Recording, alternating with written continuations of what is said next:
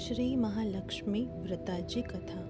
गुरुवारची कहाणी. श्री महालक्ष्मीची कृपा आपल्यावर व्हावी, तिने आपल्या घरात वास करावा, पैसा, शांती, समाधान घरात नांदावे म्हणून श्री महालक्ष्मीचे व्रत करतात.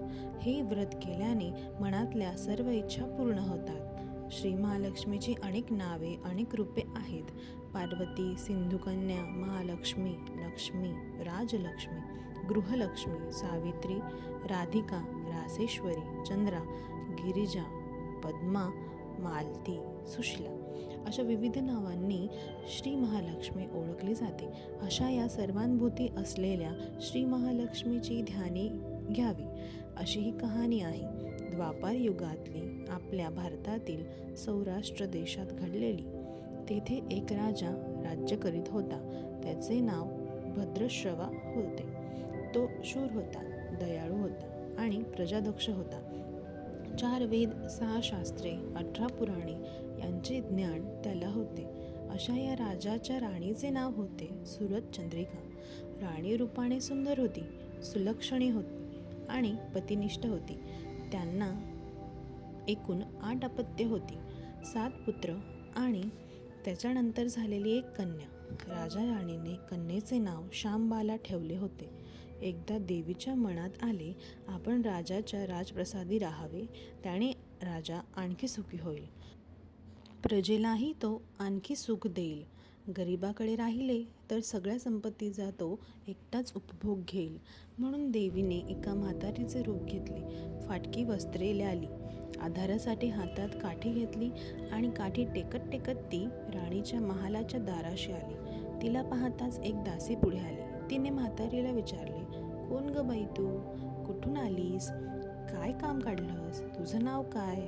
गाव काय? काय हवं तुला? म्हातारीचे रूप घेतलेली श्री महालक्ष्मी म्हणाली, माझं नाव कमलाबाई, द्वारकेला राहते मी. तुझ्या राणीला भेटायला आले. कुठे आहे ती? दासी म्हणाली, राणीसाहेब महालात आहेत. त्यांना सांगायला गेले तर त्या माझ्यावरच रागवतील. तुला त्या कशा भेटतील? तुझा अवतार पाहून तुला त्या हाकलूनच देतील. तू इथेच थोडा वेळ आडोशाला थांब. म्हातारीला राग आला. ती संतापून म्हणाली, तुझी राणी गेल्या जन्मी एका वैश्याची पत्नी होती. तो वैश्य फार गरीब होता. त्यावरून त्या दोघांची नेहमी भांडणे होत. नवरा तिला मारहाण करी. ह्या त्रासाला कंटाळून ती एक दिवस घर सोडून गेली आणि जंगलात उपाशी तापाशी भटकू लागली. तिची अवस्था पाहून मला तिची दया आली. मी तिला ऐश्वर्य, सुख आणि संपत्ती देणाऱ्या श्री महालक्ष्मी व्रताची माहिती सांगितली. त्याप्रमाणे तिने ते व्रत केले. तिच्या व्रताने महालक्ष्मी प्रसन्न झाली. तिचे दारिद्र्य संपले. तिचे घर संपत्ती समृद्धीने भरले. तिच्या जीवनात आनंद भरला. लक्ष्मी व्रत केल्यामुळे मृत्यूनंतरही ती दोघे पती पत्नी लक्ष्मी लोकात वैभवात राहिली. या जन्मी त्यांचा जन्म राजकुळात झाला आहे. देवीच्या कृपेने ती आता राणीपदावर बसली आहे. पण लक्ष्मी व्रताचा तिला आता विसर पडला आहे. त्याचीच आठवण करून देण्यासाठी मी इथे आली आहे. म्हातारीचे बोलणे ऐकून दासीच्या मनात जिज्ञासा निर्माण झाली. म्हातारीला पाणी दिले, नमस्कार केला आणि म्हणाली, मला सांगाल ते व्रत? मी करीन ते नेमाने. उठणार नाही, मातणार नाही, घेतला वसा टाकणार नाही. म्हातारीने दासीला लक्ष्मी व्रताची माहिती सांगितली. मग ती उठली व काठी टेकीत निघणार. तेवढ्यात राणी तरातरा महालातून बाहेर आली. फाटक्या वस्त्रातील म्हातारीला पाहताच ती संतापली आणि उर्मटपणे म्हणाली, कोण ग तू थेरडे? येथे कशाला आलीस? जा इथून. तिने पुढे होऊन म्हातारीला घालवून दिले. ती म्हातारी म्हणजे प्रत्यक्ष महालक्ष्मीच होती. हे राणीला कळले नाही. राणीचा तो उर्मटपणा पाहून महालक्ष्मीने तिथे न थांबता स्वस्थानी जाण्याचे ठरवले. राणीचा महाल सोडून म्हातारी निघणार तोच एक मुलगी लगबगीने बाहेर आली. ती मुलगी होती राजकन्या शांबाला. तिथे येऊन तिने म्हातारीला नमस्कार केला आणि कडवडून म्हणाली, आजी रागावू नका. माझी आई चुकली, तिच्यासाठी मला क्षमा करा. मी तुमच्या पाया पडते. राजकन्येचे ते बोलणे ऐकून श्री महालक्ष्मीला तिची दया आली. तिने शांबालाला लक्ष्मी व्रताची माहिती सांगितली. तो दिवस मार्गशीर्ष महिन्यातला पहिला गुरुवार होता. पुढे त्या दासीने लक्ष्मी व्रत केले. तिची स्थिती सुधारली. दासी पण सोडून ती सुखाने संसार करू लागली. राजकन्या शांबालानेही भक्तिभावाने सांगितल्याप्रमाणे महालक्ष्मी व्रत केले. सगळे नेम धर्म पाळून दर गुरुवारी तिने ते व्रत केले. शेवटच्या गुरुवारी उद्यापन केले. लवकरच शांबालाचा विवाह मालाधर नावाच्या राजपुत्राशी झाला. तिला राजवैभव मिळाले. लक्ष्मी व्रताच्या प्रभावाने तिचा संसार सुखासमाधानाने चालू लागला. पण इकडे भद्रश्रवा आणि राणी चंद्रिका यांना हळूहळू वाईट दिवस दिसायला लागले. त्यांचे राज्य गेले. त्यांचे सगळे वैभव ऐश्वर्य लयाला गेले. चंद्रिका राणी होती ती स्थिती आता बदलली. अन्न पाण्यालाही ती महाग झाली. भद्रश्रवाला फार वाईट वाटे, पण तो तरी काय करणार. एक एक दिवस चिंतेने उगवत होता, तसाच मावळत होता.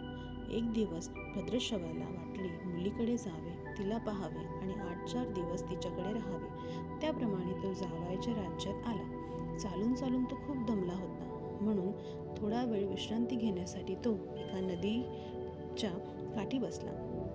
राणीची दासी नदीवर येत होती. तिने भद्रश्रवाला ओळखले.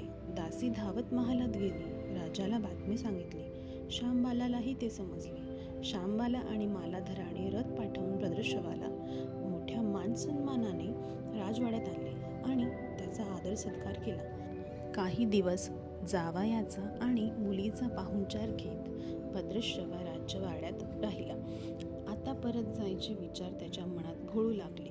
जावयाला त्याने तसे सांगितले. जावयाने संमती दिली. भद्रश्रवा परत जायला निघाला तेव्हा शांबालाने एक हंडा भरून धन पित्याला दिले. तो हंडा घेऊन भद्रश्रवा घरी आला. मुलीने धनाने भरलेला हंडा दिला आहे हे ऐकून सुरचंद्रिकेचा आनंद गगनात मावेना. घाईघाईने तिने हंड्यावरचे झाकण काढले. आत पाहते तर काय, हंड्यात धन नव्हतेच, होते फक्त कोळसे. महालक्ष्मीच्या अवकृपेने हंड्यातले धनाचे कोळसे झाले होते. चंद्रिकेने कपाळावर हात मारून घेतला. भद्रश्रवा हा चमत्कार पाहून चकित झाला होता. दुःखाचे दिवस संपत नव्हते, दारिद्र्याचे भूक सुटत नव्हते. सुरचंद्रिकेला एक एक दिवस काढताना जीव मिटाकुटीला येत होता. एक दिवस सुरचंद्रिकेच्या मनातही लेकीला भेटायची इच्छा निर्माण झाली.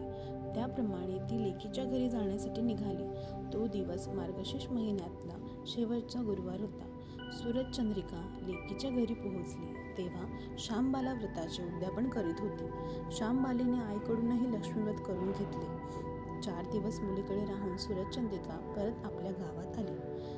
लक्ष्मीव्रत केल्यामुळे काही दिवसातच त्यांना त्यांचे पूर्वीचे वैभव परत मिळाले. राज्यप्राप्ती झाली. पुढे काही दिवसांनी आई वडिलांना भेटण्यासाठी म्हणून शांबाला माहेरी आली. पण बाप भेटायला गेला असताना त्याला शांबालेने कोळसा भरलेला हंडा दिला,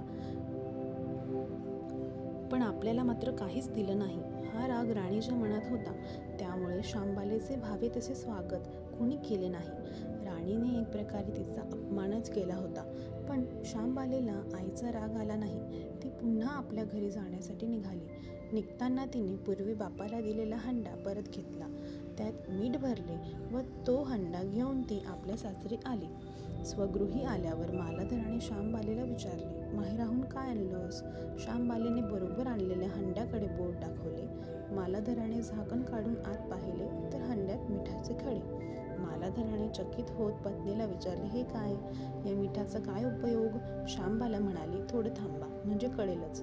त्या दिवशी शांबालाने कुठल्याच पदार्थात मीठ घातले नाही. सगळेच पदार्थ अडणे. मालाधर जेवायला बसल्यावर तिने त्याला सगळे पदार्थ वाढले. सगळे जेवण त्याला अळणे लागले.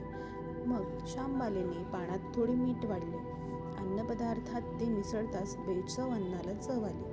हा मिठाचा उपयोग. शांबाला पतीला म्हणाली. मालाधरालाही तिचे म्हणणे पटले. थोडक्यात जे कोणी लक्ष्मीव्रत श्रद्धेने आणि मनोभावे करतील त्यांना श्री महालक्ष्मी प्रसन्न होऊन त्यांच्यावर तिची कृपा होईल. पण श्रीमंती आल्यावर सुद्धा माणसाने उठू नये, मातू नये. नित्यनेमाने श्री महालक्ष्मी व्रत करावे. देवीचे मनन चिंतन करावे, म्हणजे देवी सदैव तुमच्या पाठीशी उभी राहील. तुमची मनोकामना पूर्ण होईल. श्री महालक्ष्मीची ही कथा कहाणी गुरुवारची सुफळ संपूर्ण. ओम महालक्ष्मी नमः. ओम शांती शांती शांती.